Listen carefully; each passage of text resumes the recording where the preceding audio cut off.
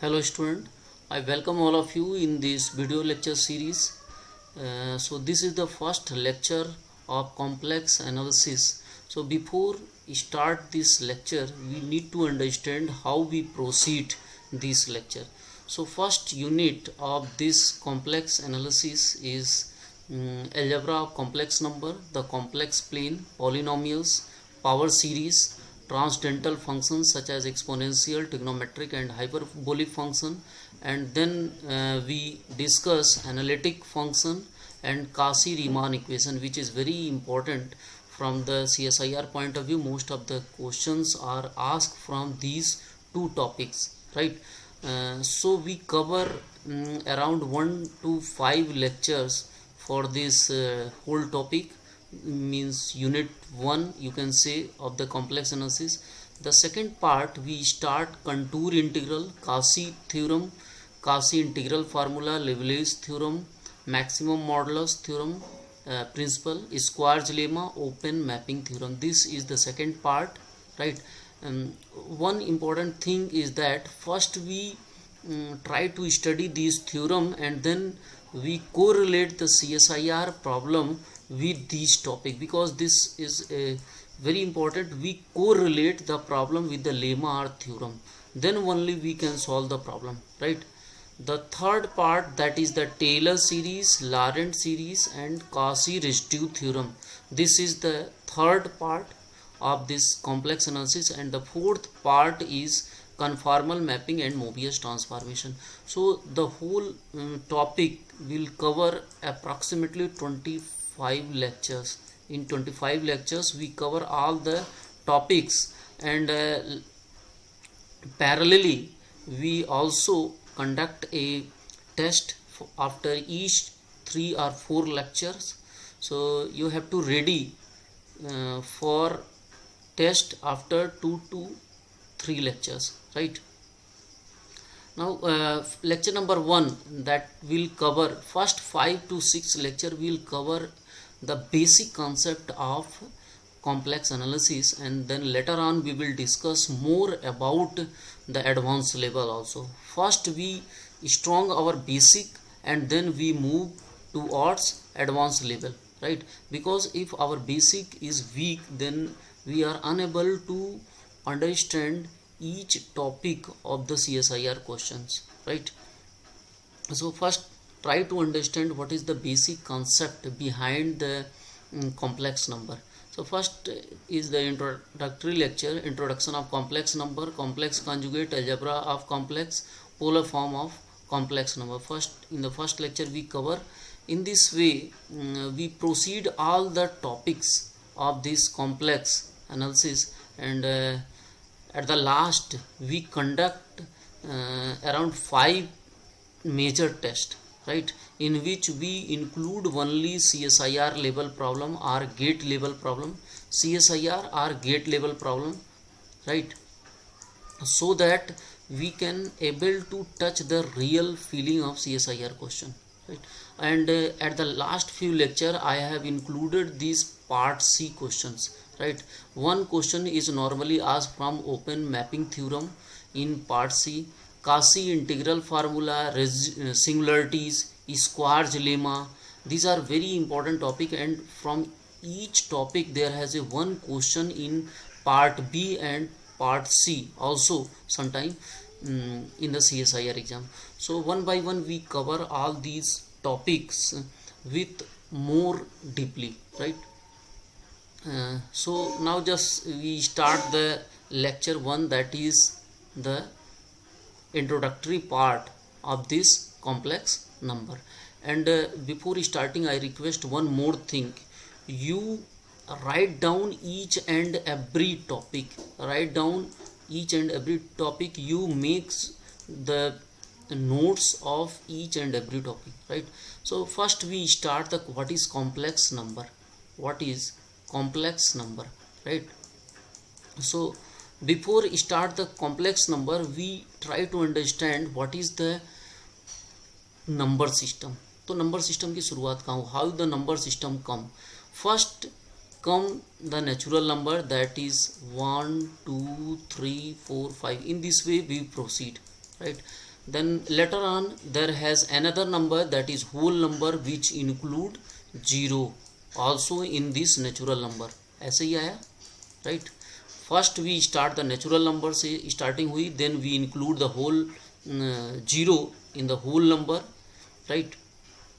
And then we comes with negative number also, that is the set of integer. So now if it is 0, so right hand side this is +1 +2 +3, right? So in this way we move, we can say that this is the whole number or this is the natural number, and then we move on whole number, and then in the negative direction it is -1 -2 -3. So it is basically what, it's a set of integer. Now again there has one more form of natural number system, that is fractional form. अभी तक यहाँ पे आपको कहीं fractional form में नहीं दिखा है, जैसे 1/2. Now for this there has another number, that is rational, और फिर आया रूट में, that is for irrational number. So there has a two number comes q and qc. This q is rational and qc is irrational, and combined form of these two numbers, rational and irrational, that is the real number system. यहाँ से real number system आया. Now one more form of this number. देखिए अभी तक जितने थे आपने natural number देखा, then whole number, then set of integer, and then we further extend this number system into the fractional form or root form, right? That is the rational and irrational number system. Now and combined of these two are the real number system. Now we extend the real number system. यहाँ से real number system extend हुआ किस problem के लिए? If you look this problem, x square plus 1 is equal to 0. If you look this algebraic equation, एक ऐसा algebraic equation आया जिसका solution किसी भी number system में नहीं दिखा, ना तो it is in natural number, ना तो होल नंबर, ना सेट ऑफ इंटीजर, ना तो real number. Now you see what happened. If you calculate it value of x square, then x square that is -1, right? And if you calculate x is, that is under root -1. So there has a one important number under root -1, which is neither natural nor whole number, nor set of integer, not rational, irrational, or real number. Now we denote it another number system, and this is basically denoted by small I. किससे denote किया गया? Small I से. देखिए ये ना तो root -1 कहीं भी नहीं है, तो अब यहीं से क्या शुरुआत हुई? यहीं से कॉम्प्लेक्स नंबर स्टार्ट हुआ. So complex number is starting from this iota, इसको बोलते हैं iota, and this symbol is basically given by Euler. This symbol is basically given by Euler. So we have another number which contains such root -1, that is called complex number. और वहीं से देखिए इस तरीके से नंबर शुरू हुआ, x plus iy, right? x plus iy, where x and y both are real number. क्या है? x और y वही ऊपर वाले जितने आपने सिस्टम लिया वही real number, but I is basically the iota, और यहीं से सिस्टम शुरुआत हुआ किसका? आपका कॉम्प्लेक्स नंबर का. So this complex number is basically contains the ordered pair of what? Ordered pair of real number. देखिए ये अभी हम रियल नंबर सिस्टम के ऑर्डर्ड पेयर की ही बात कर रहे हैं, x and y, which is basically the ordered pair. Now if you see how you represent this complex number, तो अगर आप देखें तो पहले रियल नंबर जब सिस्टम था तो हम सब कुछ रियल लाइन पे ही डिनोट करते थे, right? 0 1 2 3 in this way proceed, and this is basically the x axis, only one real axis. Now in if you talk about this complex number, then there has an ordered pair of two real number x and y. x और y दो number का combination हुआ. ये example भी यहाँ पे मैं लिख देता हूँ.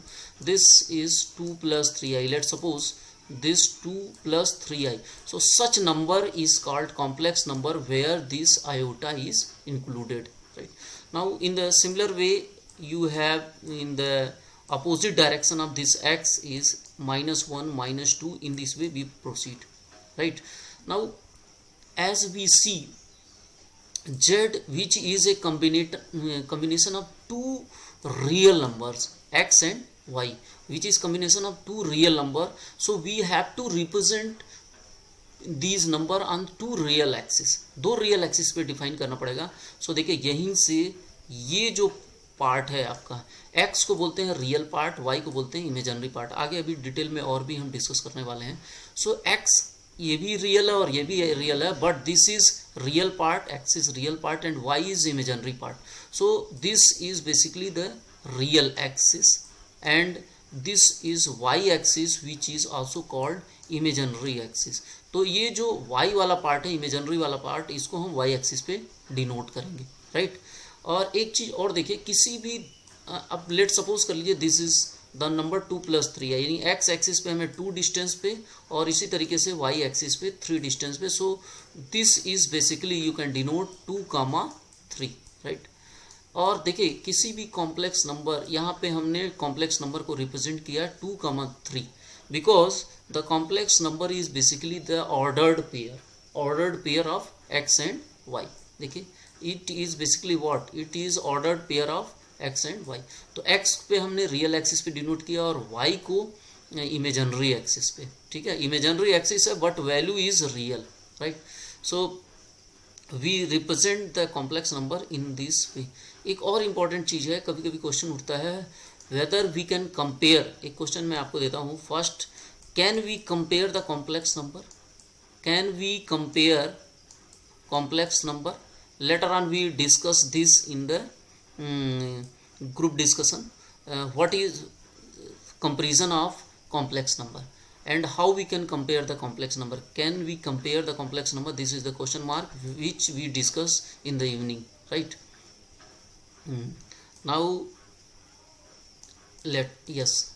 now we see introduction of complex number. As we have already discussed, in real number, area of real number system, there has no solution of this equation. Which equation? x square plus 1 equal to 0. अभी आपको ऊपर दिखाया अभी कि equation which is x square plus 1 equal to 0 has no solution, right? And the real number system can be extended to the set of complex number. किसी भी real number system को ही extend करके, देखिए आपको एक्सटेंशन कहाँ से मिला, real number system को ही एक्सटेंड करके हमने कॉम्प्लेक्स नंबर बनाया, right? This is basically extension of what, real number system, right? And this complex number also include pair of what, real number, pair of real numbers. And इसका solution निकालेंगे इस algebraic equation का, x square plus 1 equal to 0. So x square is basically what, -1 और x is equal to under root -1. It is denoted by i and this symbol is given by basically Euler. So this is i or, we also call it iota, ठीक है? तो दोनों ही चीज़ बोलते हैं, i भी बोल सकते हैं या फिर आयोटा भी बोल सकते हैं, और इसी सिंबल से हर जगह i को डिनोट किया जाएगा. तो इस तरीके से हमने देखा कि how the real number system is extended into a complex number system and what is the complex number, how the complex number comes in the existence, कैसे कॉम्प्लेक्स नंबर एग्जिस्टेंस में आया. Now yes, this is the form of complex number. The complex number is of the form what, x plus i y. देखिए दो चीज़ें हैं, कुछ चीज़ें और थोड़ी सी आपको समझनी चाहिए. जब हायर लेवल मैथमेटिक्स की बात करते हैं या फिर CSIR लेवल मैथमेटिक्स की बात करते हैं, तो first we try to understand a small changes also, right? How this is complex, what is the difference between complex number and complex variable. This two are very important. देखिए कभी कभी लगता है कॉम्प्लेक्स नंबर, कॉम्प्लेक्स वेरिएबल एक ही चीज़ है, लेकिन थोड़ी सी यहाँ डिफरेंसेस हैं, थोड़ा सा एक दूसरे का क्या है, एक्सटेंशन फॉर्म है. तो आपको ये भी देखना है कि क्या पूछ रहा है क्वेश्चन में. Complex variable means it include the variable x and y, and if we talk about the number then this is basically the number. अगर आप यहाँ पे कोई नंबर पुट कर देते हैं 2 + 3i, this is the particular case of complex variable, right? This is the x and y, both are number basically, but real numbers. But if you put the particular value, it will come complex number. And if there has in term of x and y, we say that it is a complex variable, right? So there has a two terms, complex variable and complex number. X is the real part of the complex number and y is the imaginary part of the complex number. X, which is the real part of this z, and y, which is imaginary part of this z. Z can be expressed as what? देखिए z को कैसे denote करते हैं, either you put only z or z x comma y, or simply you can write x comma y. This is the basically notation of complex variable. So the whole things is that what? The things is complex number is basically the ordered pair of real numbers, ठीक है? Complex number is basically the ordered pair of real numbers, ठीक है? और देखिए जैसे हम 2 को भी कॉम्प्लेक्स फॉर्म में लिख सकते हैं, कैसे? 2 plus 0y, yes, it's also we can write it as what? Complex number form. 2 को हम इस तरीके से लिख सकते हैं, this is also a complex number. We can just we expand this real number into a complex number. अब देखिए कभी कभी जो क्वेश्चन पूछे आपसे उसी तरीके के क्वेश्चन को आपको हैंडल करना है. कभी कभी देखा गया है, लिखा है प्योर इमेजिनरी नंबर. अब आपको समझ नहीं आ रहा प्योर इमेजिनरी की किस चीज़ की बात कर रहा है या फिर प्योर रियल की बात क्या कर रहा है. इफ देखिए यहाँ पे अभी मैंने आपको बताया x is basically what? Real part and y is imaginary part. अगर x की वैल्यू 0 हो जाती है, if the value of x is completely 0, then we say that it is purely imaginary number, right? What is purely imaginary number? If real part is equal to 0, then we say that it is purely imaginary number. So this is basically what? Z is equal to I Y, right? या purely imaginary variable. देखिए number क्या है? एक particular form है किसका? Complex variable का. So this is basically purely imaginary, क्योंकि इसमें कौन सा पार्ट इंक्लूड किया है? Only include the imaginary part. So it is what? It is purely imaginary number. Now if the imaginary part is 0, यदि y 0 हो जाए, ये y 0 हो जाए, so in that case we say that it is completely what? Purely real number. So in this case what is happening? Basically it converted into purely real number. This is purely real number. Why? Because its imaginary part is 0. We can write it in the form of complex number, right? But basically what happened, it is always purely real. How? If you look x and y axis, I always tell you just draw a graph and you can easily detect what is the clear concept behind this number. देखिए ये क्या है? 2, 0. Basically x is 2 and y is 0. 2, 0, right? It is 2, 0. Now question is where this lie, where real or imaginary? अगर देखिए x की value क्या है? 2. So this is basically 0, 1 and 2. Now this is 2 and 0. y axis पे 0 हो रहा है. This means that क्या है? ये कहीं भी ऊपर जाएगा ही नहीं, इसी एक्सिस पे ही रहेगा. This the coordinate system is 2, 0, right? This is the coordinate system where its coordinate is 2, 0. तो ये कहाँ लाई कर रहा है? रियल एक्सिस पे. So it is basically what? Purely real number. ये रियल एक्सिस पे ही ड्रॉ हो रहा है. Now if you talk about imaginary axis and you take this number z is equal to let suppose 2i, right? So there has a no real part. x तो है ही नहीं है, तो x की जगह हम क्या लिखेंगे? 0 एंड y की जगह क्या लिखेंगे? 2 लिखेंगे. So what happen? x पे कोई एक्सिस, x एक्सिस पे कोई वैल्यू नहीं होगी. Only we put on the y axis, that is 2. So 1 and 2. So coordinate of this point is what? 0, 2. This coordinate of this point is 0, 2, which is purely lies on this imaginary axis. केवल इस imaginary axis पे lie कर रहा है. So we say that it is purely imaginary axis. And in the similar way, if the number is lies on the real axis, only on this x axis, then we say that it is purely real number. So every real number is a complex number. As we have seen, every real number we can write it in the form of complex number. Every real number is a complex number. ठीक है, तो यहाँ से आपको number system पता चल गया, complex number system को किस तरीके से हम डिनोट करते हैं। देखिए पहले हम बेसिक लेवल पे हर चीज़ की अंडरस्टैंडिंग एकदम क्लियर कर लेंगे, जिससे क्योंकि देखिए जो CSIR का लेवल है वहाँ पे कहीं आपको कोई डायरेक्ट वैल्यू नहीं देता, आपको कहीं ना कहीं सेंटेंस के फॉर्म में चीज़ें लिखी रहती हैं, और जब तक आप उसको अच्छे तरीके से नहीं समझेंगे तब तक उस प्रॉब्लम को सॉल्व करना बहुत मुश्किल है।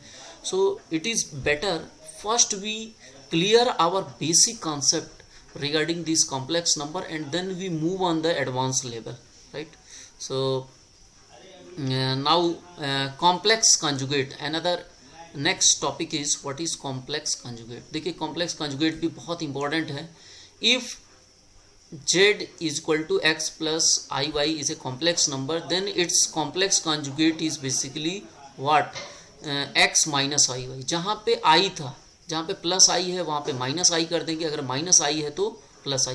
इस आई के सामने जो सिंबल है, जो आपका पास प्लस है तो माइनस, माइनस है तो प्लस कर देंगे, that is become complex conjugate. Just represent करेंगे, क्या होगा इसका कॉम्प्लेक्स कंजुगेट। जैसे इफ लेट सपोज कि कॉम्प्लेक्स कंजुगेट कैसे होगा, z is equal to this is basically 2 + 3i, right, this is the number. अच्छा, इसका कॉम्प्लेक्स कंजुगेट फिगर के फॉर्म में कैसे होगा, जैसे इसको डिनोट करते हैं z बार से।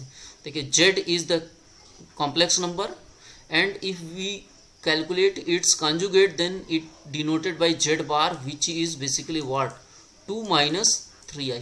कंजुगेट हो जा रहा। अच्छा, इसको थोड़ा फिगर से समझने की कोशिश करते हैं, how we represent graphically, right. If you look this graph and you represent 2, 3, यहाँ पे पहले वाले का कॉम्बिनेशन क्या है, z।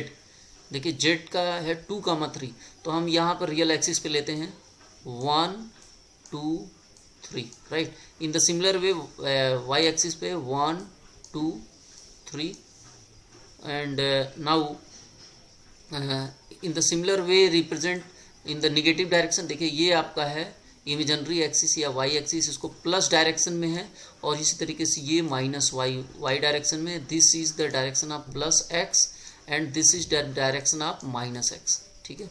ये आपका 0 है, 0 के ऊपर यहाँ पे प्लस, 0 के नीचे माइनस। इसी तरीके से x का ये पॉजिटिव डायरेक्शन है, right, this is the positive direction of x, और x के opposite this is negative direction of. Now how we represent this conjugate. So this is 2, 3, 2, 3 कहाँ होगा, x एक्सिस पे 2 और y एक्सिस पे 3। So basically this point is what, z। ये वो point है z, जो क्या है, इसको आप ऐसे नोट कर सकते हैं 2, 3 या फिर 2 + 3i, right. This is the z। Now we calculate its complex conjugate. Complex conjugate क्या है, देखिए 2, -3, यानी x एक्सिस पे 2 और y एक्सिस पे -3। तो x एक्सिस पे 2 तो यही होगा, और y एक्सिस पे माइनस करेंगे -3, तो देखिए 1, 2, 3 यहाँ पे आएगा। So this is basically z bar, right. So just you draw a line here, you can detect कि what is the complex conjugate. This is z and this is z bar. So complex conjugate is basically we represent if there has a I in positive side, we put its minus. If it is given minus, then we put plus, right? So this is comma 2, -3. So complex conjugate is basically how we represent. It is basically represented by in this way, right? देखिए एक दूसरे का complex conjugate बोलेंगे, z is complex conjugate of z bar and z bar is complex conjugate of z। एक दूसरे के complex conjugate है, ठीक है। तो आपको ये फिगर से भी दिखा दिया how we represent the complex conjugate. So this यहाँ पे देखिए z is equal to x + iy and z bar आपको अभी बताया जस्ट, z का z बार का है complex conjugate, so x - iy, right. Now how we calculate the real part. अब रियल पार्ट ऑफ z और इमेजिनरी पार्ट ऑफ z भी आप कैलकुलेट कर सकते हैं, ठीक है। किसके टर्म में, z के ही टर्म में। देखिए रियल पार्ट ऑफ z और इमेजिनरी पार्ट ऑफ z, अगर मैं इन दोनों को ऐड करूं, देखिए if we add z and z bar, iy and -iy will be cancelled out, so you will get only the real value. Z plus Z bar is equal to what? X plus X, that is 2x, right? So we can calculate the real part of Z. Real part of Z क्या है? X है, और X की value क्या होगी? Z plus Z bar by 2, right? See, real part of Z is X, which is basically what? Z plus Z bar by 2. In the similar way you can calculate the imaginary part. Y की value भी calculate कर सकते हैं. How? We just subtract Z minus Z bar. अगर Z से Z bar को subtract करते हैं, so X will be cancelled out and you will get Z minus Z bar is equal to 2IY. Z minus Z bar is equal to 2IY, and you can calculate the imaginary part या imaginary Z. ये क्या है? imaginary value क्या है Z की? देखिए y है, तो y की वैल्यू यहाँ से क्या निकल जाएगी? y is equal to Z minus Z bar upon 2y. So we write here the imaginary value of Z. So आप यहाँ देख सकते हैं कि using this concept we can calculate the value of Z in terms of Z. ठीक है, real part of Z Z के term में, और real imaginary part of Z ये भी हम जेड के फॉर्म में कैलकुलेट कर सकते हैं, right? So this is the summary of complex conjugate, how we can calculate the complex conjugate of any complex number. Now next is algebra of complex number. देखिए यहाँ से CSIR का syllabus शुरू होता है, और आपको लग रहा होगा कि एल्जेब्रा ऑफ कॉम्प्लेक्स नंबर ये लिखा है, but it's has a very important role, right? कैसे? अभी आगे मैं आपको दिखाऊंगा कि ये जो एल्जेब्रा ऑफ कॉम्प्लेक्स नंबर है किस तरीके से बहुत इंपॉर्टेंट रोल रखता है हायर लेवल मैथमेटिक्स में, right? So if there has two number Z1 plus Z1 is equal to X1 plus IY1, इसको हमने देखिए Z1 किया तो नोटेशन किससे किया? X1 और Y1. In the similar way we can calculate Z2 that is X2 plus IY2 are two complex number. हमने दो कॉम्प्लेक्स नंबर लिया Z1 और Z2, और देखिए इनका सम, जो कॉम्प्लेक्स नंबर का सम है वो भी कॉम्प्लेक्स नंबर होता है. Difference of two complex number is also a complex number. Product of two complex number is also a complex number, and quotient form that is the fractional form of any complex number Z1 by Z2, where क्या हो? Z2 is not equal to 0, 0 नहीं होना चाहिए, is also a complex number. तो चाहे सम हो, difference हो, product हो, और क्वोशिएंट फॉर्म हो या फ्रैक्शनल फॉर्म हो, it is also a complex number. तो इसी को एल्जेब्रा कहते हैं. प्लस माइनस प्रोडक्ट और डिवीजन के जो कंबाइंड फॉर्म है किसका? कॉम्प्लेक्स नंबर का, उसी को हमने क्या बोला कि algebra of complex number. So later on we will discuss more about this algebra of complex number in term how these terms are play an important role in higher mathematics. Now we see, yes, a very important thing, polar form of complex number. That is the next topic is polar form of this complex number. Basically अभी जो हम complex number देख रहे थे किस form में था? Z is equal to X plus IY, right? Here we see the complex number that is in form of X plus IY, which is basically the Cartesian form. अभी तक हमने जो देखा that is in Cartesian form. Now we convert this complex number into the polar form. Polar form means r and theta के form में convert करेंगे. किसमें? r and theta के फॉर्म में. इसी कॉम्प्लेक्स नंबर को, जो कि बहुत इंपॉर्टेंट है और आगे बहुत यूज होने वाला है अभी, right? So if you put x is equal to r cos theta, x is equal to r cos theta, and y is equal to r sin theta. X axis, that is x is equal to r cos theta, y is equal to r sin theta, and this is converted into polar form, means r and theta के form में convert हो जाएगा. कैसे? z is equal to, you can write r cos theta plus I r sin theta हो जाएगा. x की जगह हमने क्या पुट कर दिया? r cos theta, and y is basically r sin theta. So if you take r in common, r is common, so cos theta plus I sin theta, we can write this is in exponential form में लिख सकते हैं Euler theorem से. z is equal to r e raised to the power I theta. इसकी value क्या होती है? cos theta plus I sin theta, that is e raised to the power I theta. So अभी जो हम complex number देख रहे थे, what? z is equal to x plus IY. Now this complex number is converted into this polar form. तो ये आपका polar form है कि इसका z is equal to r e पे I theta. अब हमें क्वेश्चन ये है, what is the value of r and theta? How we can calculate this value r and theta using x and y, x और y की help से कैसे are और थीटा को कैलकुलेट कर सकते हैं. So you have seen here x equal to r cos theta, y equal to r sine theta, right. So how we can calculate r की वैल्यू हमें कैलकुलेट करना है एक्स और वाई की टर्म में. तो अगर इन दोनों को स्क्वायर करके ऐड कर दूं मैं, राइट, स्क्वायर करके ऐड कर दूं तो देखिए r square cos square theta plus i square sine square theta that is equal to x square plus y square हो जाएगा. और यहाँ पे बेसिकली हम चाह रहे हैं पहले आर की वैल्यू कैलकुलेट कर लें फिर थीटा की value. So r square is equal to what, cos square theta plus r square sin square theta that is equal to x square plus y square. Now if you take r square outside it will a cos square theta plus sin square theta and r square is equal to what, x square plus y square. यहाँ से देखिए cos square theta plus sin square theta is 1, so r square is what, x square plus y square. So r is basically what, under root x square plus y square, x square plus y square. तो देखिए यहाँ से are की value हमने calculate कर लिया under root x square plus y square. अभी इसका फिगर में कैसे रिप्रेजेंट करेंगे वो भी बताएंगे आपको. और देखिए आपको थीटा अगर हमें कैलकुलेट करना है, देखिए यहाँ से अगर हमें थीटा कैलकुलेट करना है तो क्या करें, दोनों को डिवाइड कर दें, sine theta upon cos theta, r r cancel हो जाएगा, सिर्फ हमें मिल जाएगा वाई बाई एक्स के फॉर्म में थीटा की value. So we calculate r in term of x y in the similar way if you divide these two term, r sine theta upon r cos theta is equal to y by x. उसी को जो हमने square करके add किया था, now we just divide it. So r r will be cancelled out, tan theta is equal to what, y by x, r theta is equal to tan inverse y by x. ठीक है, theta is what, tan inverse y by x. अब देखिए ये theta है क्या, चलिए इस figure में देखते हैं और तब क्लियर होगा. यहीं से एक नई डिफिनीशन आएगी आर्गुमेंट और एम्पलीट्यूड की, right. So now this is basically x axis and this is y axis. As you see x z which is a complex number that can be represented by x comma y. We can represent this complex number x comma y in Cartesian coordinate system. Now how we can represent this in polar coordinate system. तो अभी polar में क्या होता है, are और theta. तो अगर आप आर और थीटा देखिए, इसी पॉइंट का दो कोऑर्डिनेट है, एक एक्स कामा वाई और इसी पॉइंट का कोऑर्डिनेट है are comma theta.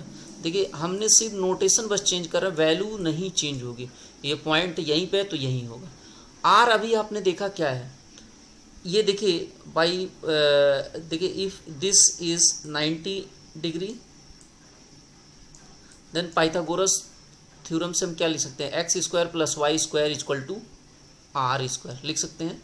So basically जो आर स्क्वायर है जो अभी हमने कैलकुलेट किया, आर स्क्वायर या आर बोल सकते हैं, that is under root x square plus y square, x square plus y square which is basically the radial distance. इसका क्या रिप्रेजेंट कर रहा है, ये radial distance of this point P जो हमने अपने.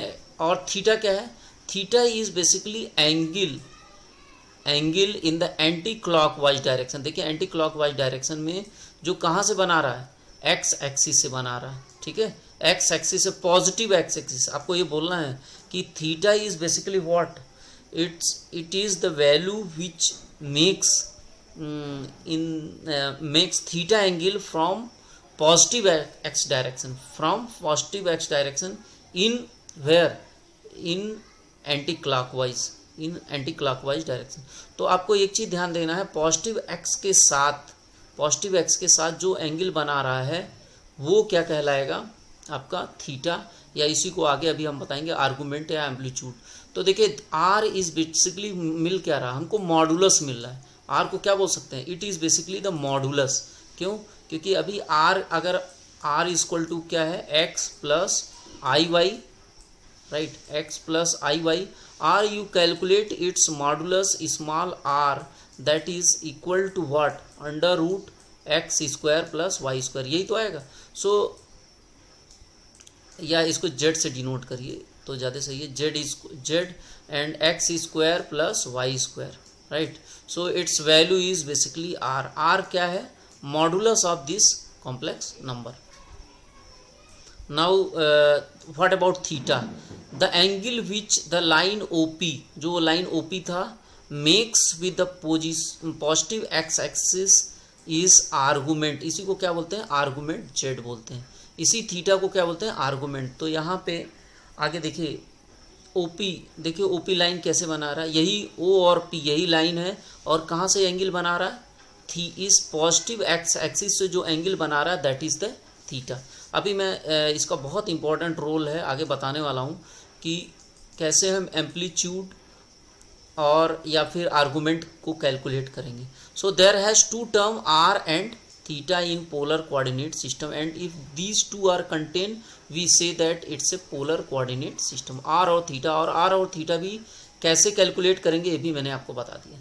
सो r is basically what, x square plus y square, and theta is tan inverse y by x. तो देखिए यहाँ से आर को बोलते हैं मॉडुलस या absolute value of z, right. R is called modulus और absolute value of z. In the similar way, this theta is called argument or amplitude of z। क्या बोलते हैं, थीटा को क्या बोलते हैं, argument or amplitude of this z।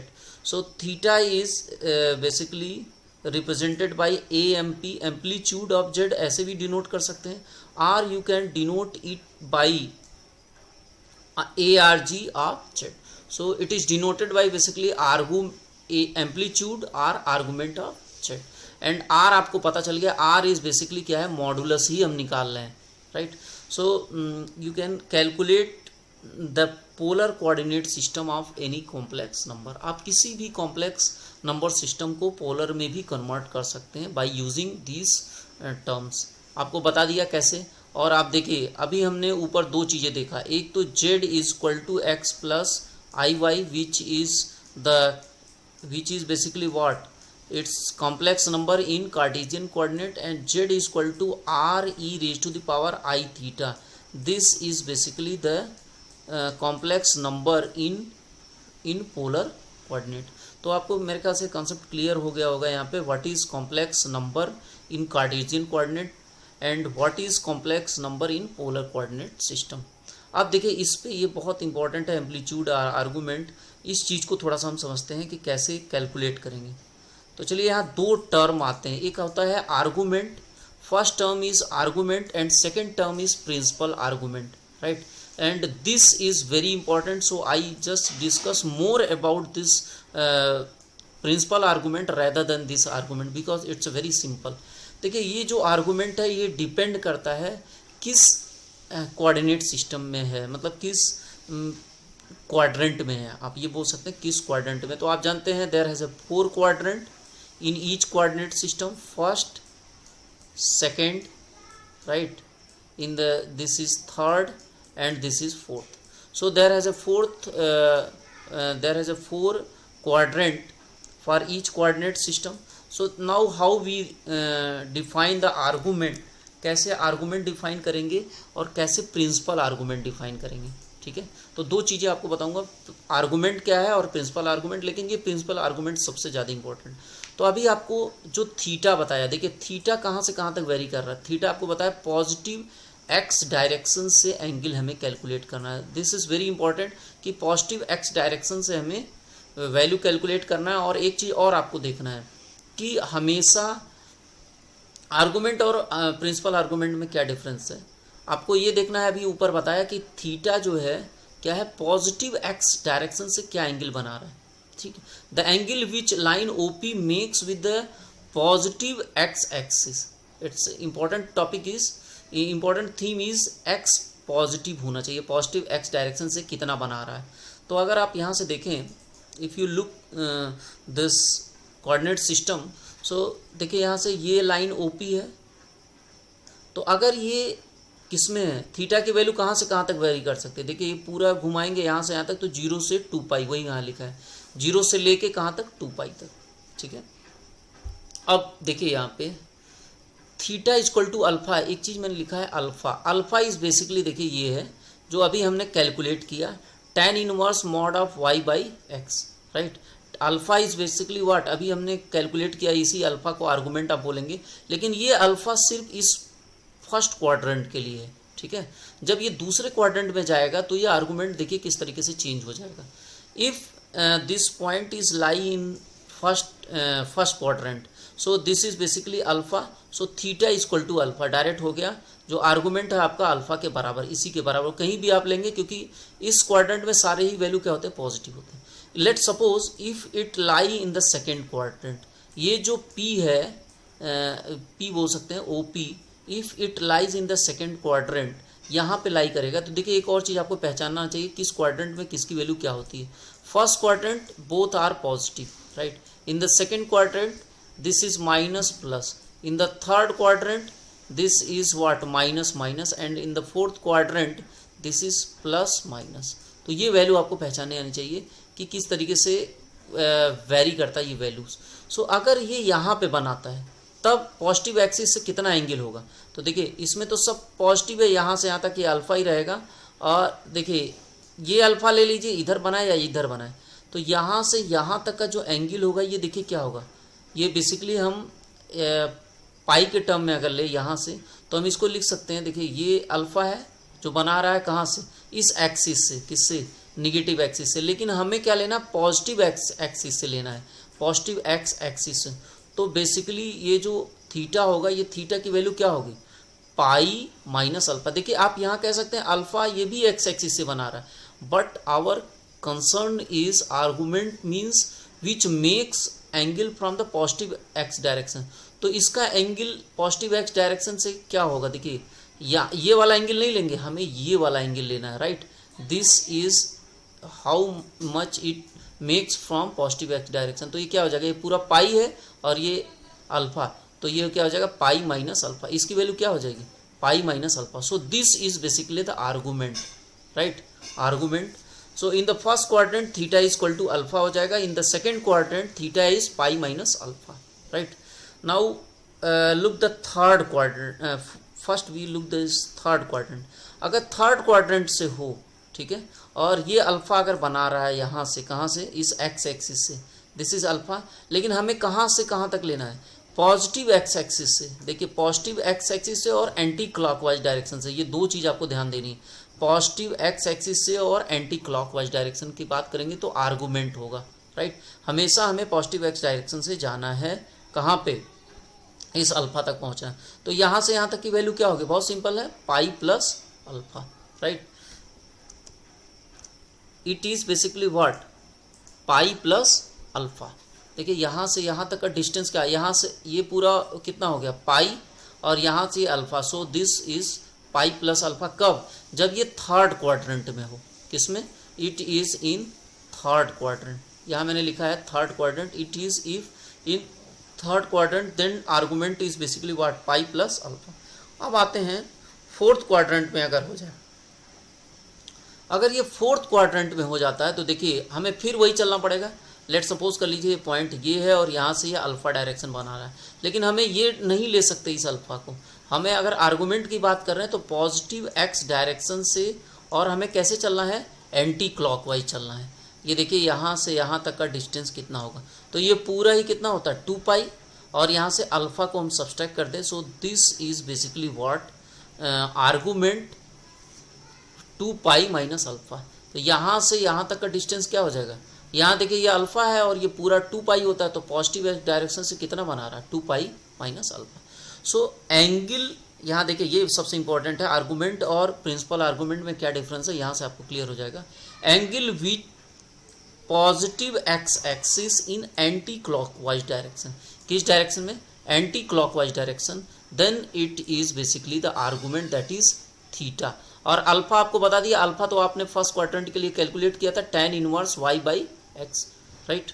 Now we move on the this part, principal argument क्या है, what is principal argument. So principal argument में देखिए आपको करना क्या है, हमें एंगल वही है लेकिन हमें शॉर्टेस्ट डिस्टेंस से जाना है, चाहे वो क्लॉकवाइज हो चाहे एंटी क्लॉकवाइज हो। तो देखिए इस दोनों क्वाड्रेंट में तो कोई फर्क नहीं पड़ता, क्योंकि सबसे नियरेस्ट जो, देखिए आपको यहाँ पे मैं बता दूं, angle with positive x axis with minimum distance, किस टर्म में, थीटा के टर्म में, चाहे वो एंटी क्लॉकवाइज जाना पड़े चाहे क्लॉकवाइज जाना पड़े। अब देखिए अगर ये कोई फर्स्ट क्वाड्रेंट में है, आपको ध्यान देना है प्रिंसिपल आर्गूमेंट हमेशा कहाँ से कहाँ तक वेरी करेगा। देखिए अगर यहाँ तक जाता है ये सेकेंड क्वाड्रेंट तक, तो आप यहाँ से देखिए एक यहाँ पे क्यों मैं लिखा हूँ इसका रेंज -π to π, अभी आपको बता देता हूँ। पहले ये समझिए हमें मिनिमम डिस्टेंस लेना है। So this is basically 0 and this is π, right. अगर यहाँ से जाता है हमें इस प्लस एक्सिस से एंगल लेना है तो आपको ध्यान देना पड़ेगा प्लस एक्सिस से। तो अगर यहाँ आता है तो कौन सा डिस्टेंस नज़दीक होगा, ये वाला या ये वाला? ये वाला नज़दीक है, सबसे मिनिमम डिस्टेंस ट्रेवल कर रहा है। इसीलिए तो कह रहा हूँ प्रिंसिपल आर्गूमेंट और आर्गूमेंट में बस ये डिफरेंस है कि आर्गूमेंट में हमेशा हम पॉजिटिव एक्स डायरेक्शन में एंटी क्लॉकवाइज में चलते थे, जबकि यहाँ पे किसी तरीके से आप चल सकते हैं, चाहे एंटी क्लॉकवाइज या क्लॉकवाइज, बट डिस्टेंस क्या होना चाहिए, नियरेस्ट होनी चाहिए, right. Distance must be nearest in term of angle.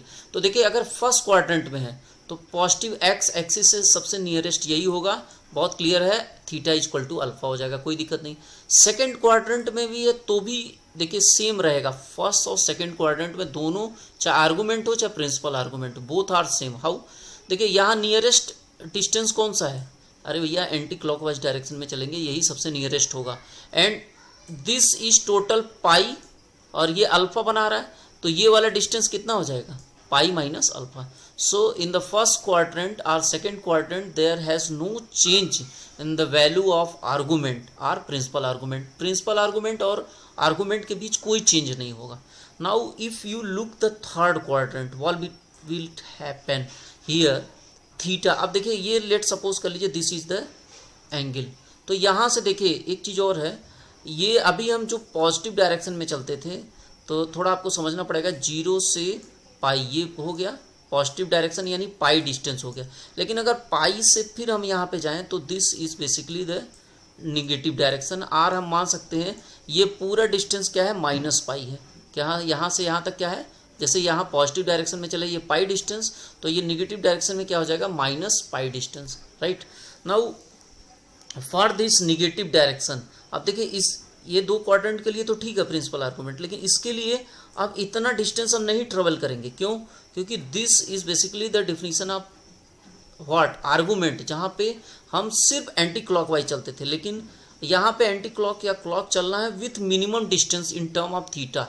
तो हम क्या करेंगे, now we travel this distance, ठीक है, कितना, ये डिस्टेंस हम ट्रेवल करेंगे। तो देखिए यहाँ से यहाँ तक आपका क्या था, यहाँ से यहाँ तक पूरा आपका -π है, और -π से -π को सब्सट्रैक्ट करेंगे तो देखिए -π है, और इस -π से हमें सब्सट्रैक्ट करना है ये -π को, देखिए ये निगेटिव डायरेक्शन में जा रहा है, minus of -π minus alpha, right, minus alpha, तो ये हो जाएगा -π प्लस अल्फा, राइट। ये आपको ध्यान रखना है, इन दोनों में डिफरेंस ये बेसिकली है, किसमें, आर्गूमेंट और प्रिंसिपल आर्गूमेंट में थर्ड और फोर्थ क्वाड्रेंट में चेंज हो जाएगा। अब again if it is in the fourth quadrant, अगर फोर्थ क्वाड्रेंट में है तो कौन सा नज़दीक होगा, देखिए फोर्थ क्वाड्रेंट की अगर मैं बात करूं सो यहाँ से यहाँ तक ये चलेंगे तो ये आर्गूमेंट हो जाएगा, लेकिन हमें आर्गूमेंट नहीं, हमें प्रिंसिपल आर्गूमेंट, जिसके लिए हमें मिनिमम डिस्टेंस, तो मिनिमम डिस्टेंस तो यही है, क्योंकि ये मूवमेंट कहाँ, निगेटिव डायरेक्शन में है। सो ये पॉजिटिव में अल्फा था और निगेटिव में क्या हो जाएगा, इधर minus alpha. So theta is equal to minus alpha in what, in principal argument. So this is the difference between what, argument and principal argument. चलिए मैं इसको थोड़ा इरेज करता हूँ और आप आराम से इसे नोट डाउन पॉज करके वीडियो को कर लेंगे। देखिए first you makes your note by your own hand writing, अपने ही हैंड राइटिंग में देख देख के वीडियो को पॉज करके बनाते रहिए, जिससे एक माइंड मैप जो है वो क्रिएट होता रहेगा, क्या क्या चीज़ें हैं, लिखने से स्क्रीन के पीछे वो सारी चीज़ें रिवाइज होती रहती हैं। इस नाते मैं प्रीफर अभी नहीं करूँगा इनिशियल स्टेज में कि I will provide U A PDF file of this. First you write down your notes, you makes your own note by your own understanding, जो भी आपको यहाँ बताया अपने हिसाब से उसे नोट्स को बनाइए, और इसको मैं थोड़ा सा इरेज करता हूँ जिससे आपको साफ साफ दिखे, right. So just pause down this video and note down each and everything, ठीक है।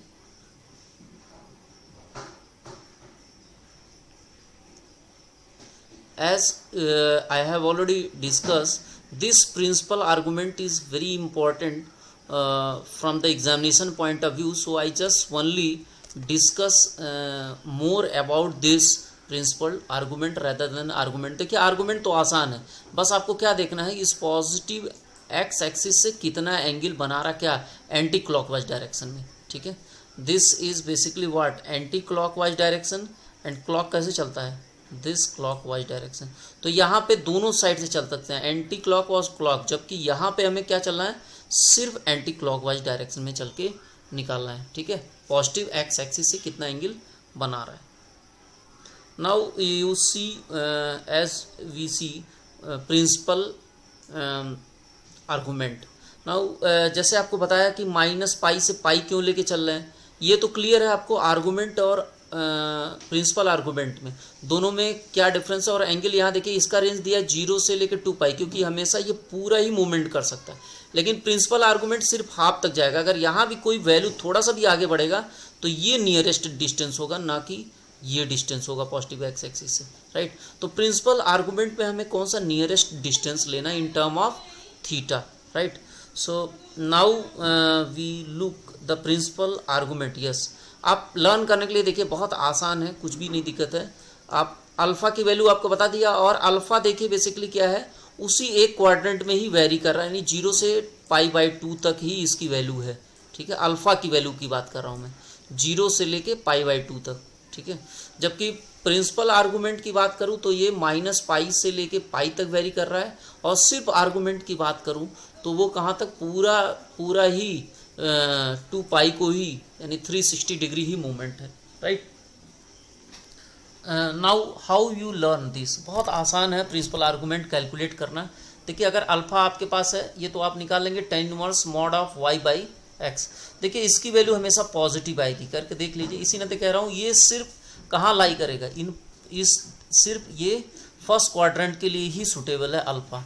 ठीक है, लेकिन बाकी क्वाड्रेंट के लिए हमें फिर एंगल देखना पड़ेगा और डायरेक्शन देखना पड़ेगा कि प्रिंसिपल आर्गूमेंट या आर्गूमेंट निकाल रहे हैं या किस कोऑर्डिनेट में है, फर्स्ट के अलावा सेकंड में है, थर्ड में है, फोर्थ में. सो alpha equal to tan inverse y/x. This is in first quadrant, ये प्रिंसिपल आर्गूमेंट की बात कर रहे हैं. In second quadrant pi minus alpha.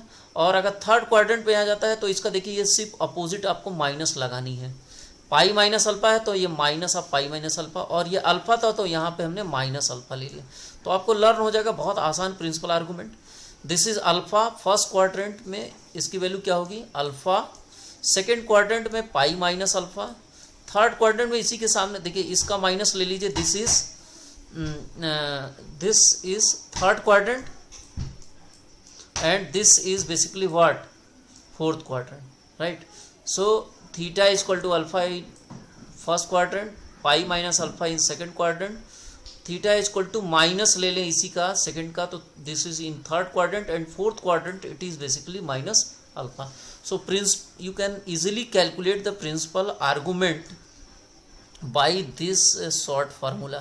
आपको बहुत दिमाग लगाने की जरूरत नहीं है, आप अगर ये लर्न कर लेते हैं आपका पूरा काम बन जाएगा. और देखिए यहाँ पाई को क्यों नहीं इंक्लूड किया, देखिए पाई को अगर इंक्लूड कर ले तो फिर वहीं पे पहुँच जाएंगे हम. देखिए 0 ही हो जाएगा.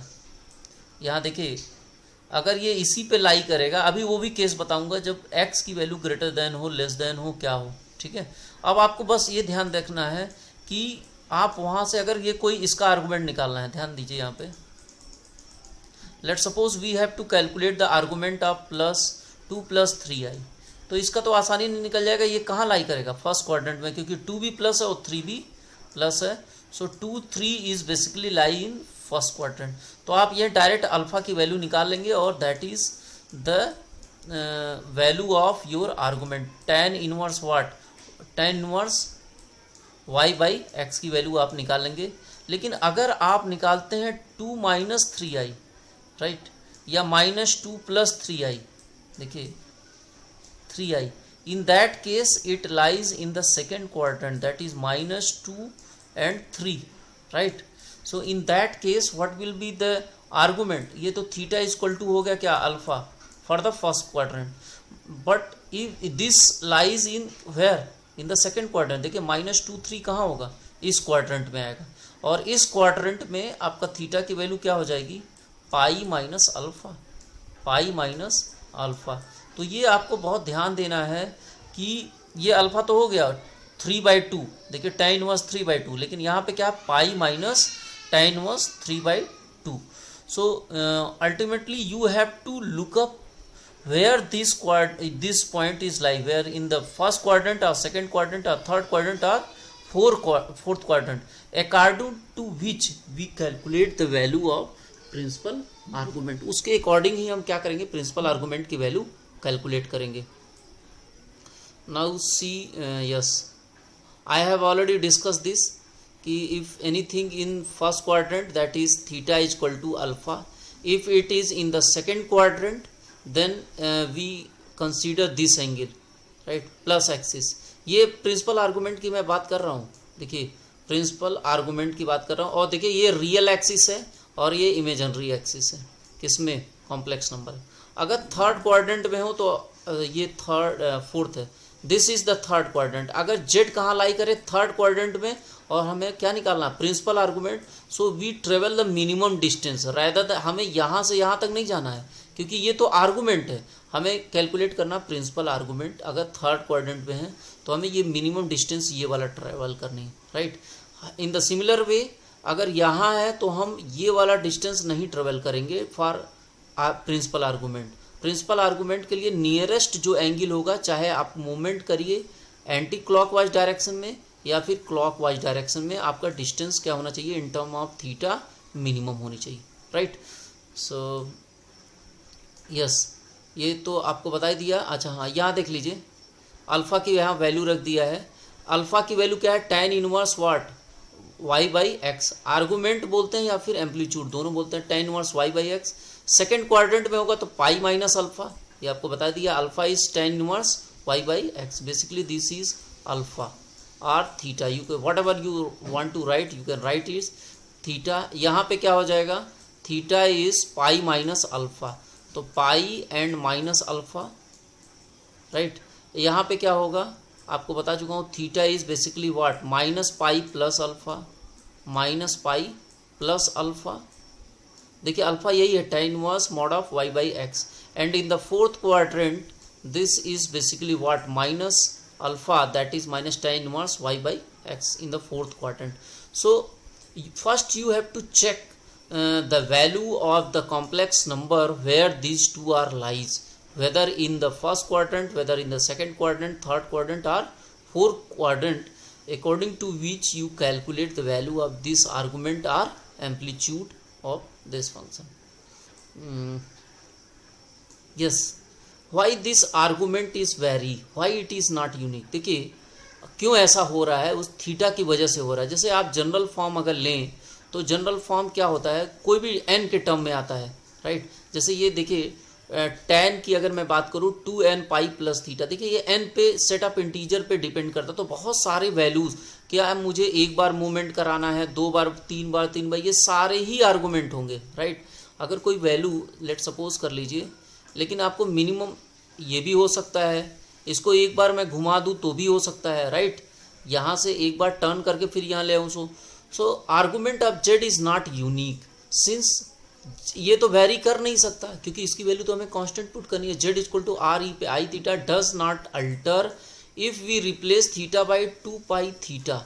सो theta can have infinite number of value which differ from each other by 2 pi. 2 pi से ही क्या होगा, डिफरेंट होगा। देखिए आप इसी जो अभी बताया यहाँ की वैल्यू, यहाँ ये पूरा एंगल यहाँ से यहाँ तक आप थीटा भी ले सकते हैं या थीटा प्लस 2 पाई भी ले सकते हैं, क्योंकि बार बार वो चेंज होता रहेगा, ठीक है। सो ये आपको देखना है कि इसकी वैल्यू चेंज ना हो, जो होगा सुटेबल। अगर इस वैल्यू पे चेंज हो रहा तो वो हम आर्गूमेंट नहीं लेंगे। अगर 2 पाई घुमाना है तो 2/1 टाइम हम घुमा के तब देखेंगे कि z plus r, z equal to r e पे raise to the power i theta की वैल्यू चेंज कभी न हो। इसकी वैल्यू हम चेंज नहीं कर सकते, लेकिन थीटा की वैल्यू बहुत सारी वैल्यूज ले सकते हैं, right. So you can just theta can be given by, देखिए यहाँ से थीटा को आप अल्फ़ा की जैसे आपको वैल्यू बताया, कहाँ से 0 से पाई/2 के बीच में ही होता है, ठीक है। और ये आप कैलकुलेट कर सकते हैं। देखिए x की वैल्यू ग्रेटर देन 0 हो, y की वैल्यू ग्रेटर देन 0 हो तो क्या होगा, ये सिर्फ कहाँ आएगा, फर्स्ट क्वाड्रेंट में आएगा। जबकि अगर x की वैल्यू 0 हो जाए, x की वैल्यू 0 हो जाए तो क्या होगा, tan इनवर्स देखिए y की वैल्यू 0 ना हो, पॉजिटिव हो तो इनफाइनाइट आ जाए। तो इस केस में tan इनवर्स इनफाइनाइट किसके केस में आता है, π/2। इसी तरीके से ये सारे ही केस आप कैलकुलेट कर सकते हैं जैसा मैंने आपको बताया। You just check this value, x की वैल्यू ग्रेटर देन, x की वैल्यू 0 हो, y की वैल्यू ग्रेटर देन 0 हो। In the similar way you can calculate all these values, right? All these values you can calculate very easily. Now the question is whether its movement in positive direction or negative direction. If it move in the anti-clockwise direction, then we take it as a argument.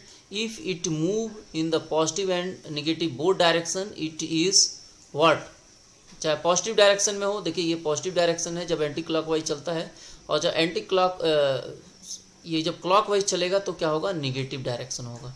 तो ये direction पे भी depend करता है argument कैसे define होगा, ठीक है।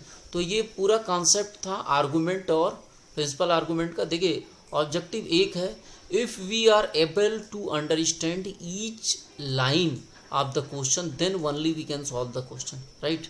और CSIR के एग्ज़ाम में अगर आपके बेसिक कॉन्सेप्ट क्लियर नहीं है तो आप 2-4 लाइन पढ़ने के बाद भी प्रॉब्लम को सॉल्व नहीं कर पाते। इस तरह फर्स्ट आप थोड़ा सा वेट करना पड़ेगा, 2 to 3 या 4 लेक्चर आपके थोड़े बेसिक हैं, उसके बाद धीरे धीरे हम एडवांस लेवल पे पहुंचेंगे और हम एडवांस लेवल के भी प्रॉब्लम को सॉल्व करेंगे, right. So first we in the first 4-5 lecture you clear your basic concept and then later on we move on the advance level. One more thing, you write your note by your own handwriting. आप expect ना करिए कि मैं आपको ये PDF दूंगा, अभी आप अच्छे तरीके से नोट बनाइए। नोट बनाने से एक माइंड मैप क्रिएट होता है, ठीक है, स्क्रीन के पीछे। सो it is better you right these notes by your own hand writing. कैसे नोट करेंगे, वीडियो को पॉज करिए और नोट डाउन करते रहिए, ठीक है। और हर डे की इवनिंग में हम इस पर डिस्कशन करेंगे और डिस्कशन से जो भी आएगा, ठीक है, उसको क्लैरिफाई करेंगे कि और अपने कॉन्सेप्ट को क्लियर करेंगे, ठीक है। सो अच्छा, नेक्स्ट टॉपिक इस देखिए क्या है, properties of modulus of Z. Properties of modulus of Z, चलिए इसको हम नेक्स्ट लेक्चर में देखते हैं, properties of modulus of Z, ठीक है।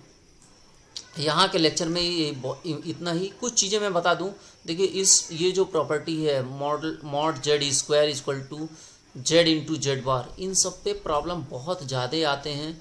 आप जो भी आप आगे देखेंगे कि एनालिटिक्स से रिलेटेड, काशी-रीमान इक्वेशन से रिलेटेड, या फिर रेसिड्यू थ्योरम है, वहाँ पे इन सब ये जो जेड बार है, कॉम्प्लेक्स कॉन्जुगेट जेड, इन सब का बहुत ही इंपॉर्टेंट रोल है, ठीक है। तो चलिए इस लेक्चर में बस यहीं तक, अगले लेक्चर में फिर आगे इसके देखते हैं properties of modulus of z, right.